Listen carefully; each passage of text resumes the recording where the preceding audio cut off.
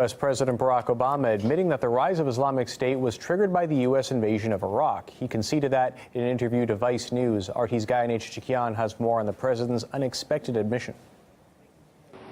Well, before, we've heard President Obama blame Iraq's previous government for the rise of the Islamic State. We heard him blame the Syrian President Bashar Assad. It is not often that we hear the U.S. president speak about America's role in the rise of the Islamic State.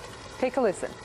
ISIL is a direct outgrowth of Al-Qaeda in Iraq that grew out of our invasion, which is an example of unintended consequences, which is why we should generally aim before we shoot. Aim before you shoot is advice that U.S. lawmakers could use.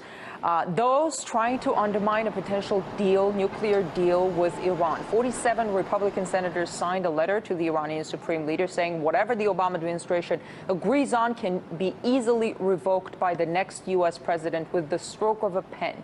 In the interview with Vice News, President Obama said he was, quote unquote, embarrassed for the senators because their message to the world with this letter was basically, don't trust America.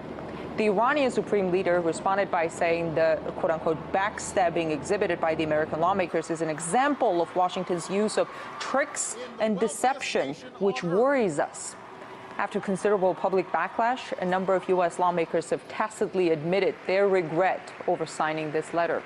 We hear President Obama talk about the Islamic State as a consequence of U.S. foreign policy. It is very rare that we hear that from the U.S. president. President Obama said he believes the international coalition will be able to slowly drive the IS out of Iraq, but he's saying that eventually military power alone will not do that. Political analyst Caleb Maupin says that even though Obama has admitted the U.S. invasion of Iraq triggered the rise of Islamic State, Washington continues to fund other extremist organizations.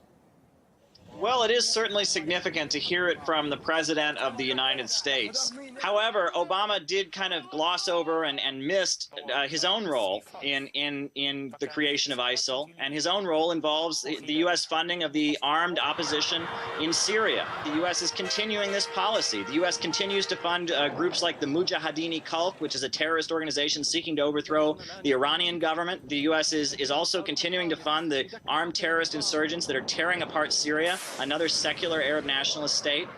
This is the result of U.S. policy. The U.S. doesn't go into the Middle East and overthrow governments with the intention of creating stability. It goes in to overthrow governments that are getting in their way and that are their competitors on the world markets.